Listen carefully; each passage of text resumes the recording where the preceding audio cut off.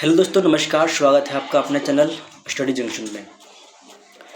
आज का हमारा टॉपिक है इतिहास, यानी कि हिस्ट्री।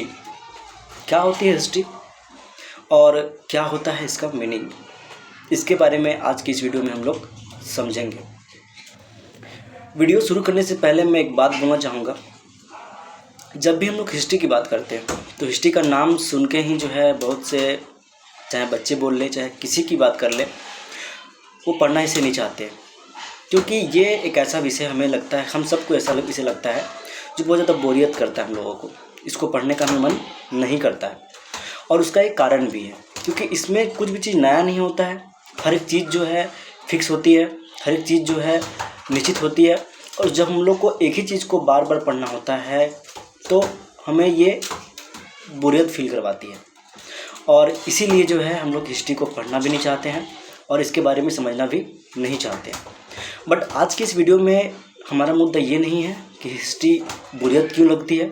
आज का मुद्दा ये है कि हिस्ट्री क्या होती है, इतिहास क्या होता है।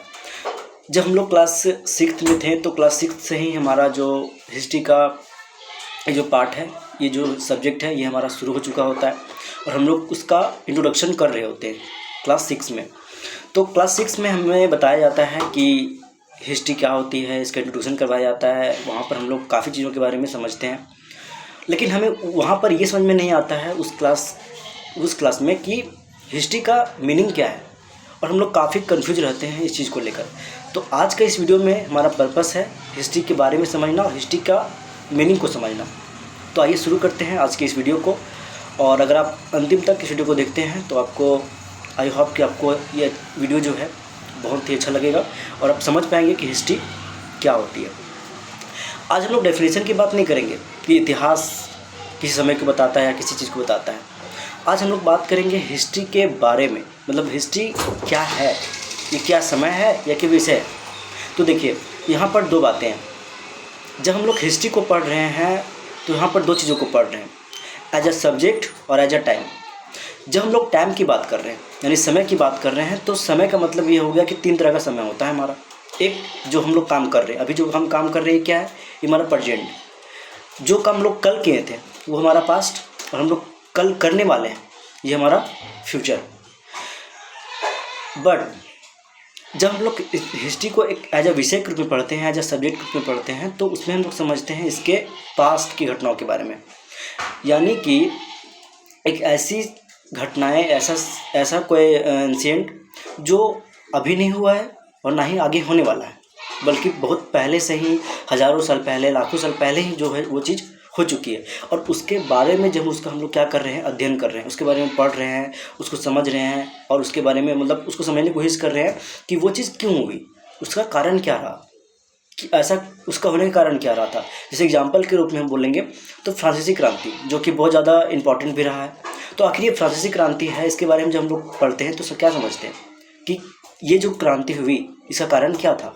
क्या ये प्रेजेंट में हुआ? नहीं, ये पास्ट में हुआ, ये भूतकाल में हुआ। तो जितनी भी चीज़ें हैं, जितनी भी घटनाएं हैं जिनका हम लोग अध्ययन करते हैं इतिहास में, वो सारी घटनाएं कब होती है? भूतकाल में होती है। तो कहने का मतलब हमारा बस यही था कि इतिहास एक समय नहीं है, एक विषय है। और जब इसे हम एक विषय के रूप में देखते हैं तो हम लोग इसमें उन सभी घटनाओं का अध्ययन करते हैं, उन सभी घटनाओं को समझने का प्रयास करते हैं जो कि एक समय में हो चुका है, और उसका हम लोग क्या कर रहे हैं, उसका हम लोग अध्ययन कर रहे हैं, उसको हम लोग समझ रहे हैं। इसे ही हम लोग बोल देंगे इतिहास। तो ये इतिहास का कहीं ना कहीं एक तरह से एक लाइन का ही आंसर हो गया कि हाँ ठीक है, इतिहास एक वैसा विषय जिसमें पास्ट की घटनाओं का हम लोग अध्ययन करते हैं, उसके बारे में जानते हैं, इतिहास है। कई सारी किताब में मैंने देखा है कि अलग अलग तरह का डेफिनेशन होता है। कुछ इतिहासकार होते हैं जो किसी और मतलब किसी अलग तरीके से लिखते हैं, कोई और किसी अलग तरह से लिखता है। तो यहाँ पर मैं एक बात बोलना चाहूँगा कि आपका किताब में जो डेफिनेशन दिया होता है वो डेफिनेशन अलग अलग इतिहासकारों के विचारों के अकॉर्डिंग होता है। आप जब इतिहास को पढ़ोगे तो आपका इसमें जो विचार होगा आपका अलग होगा। तो जितने भी डेफिनेशन हमें किताब में मिलते हैं वो उनके विचारों के अनुसार होते हैं।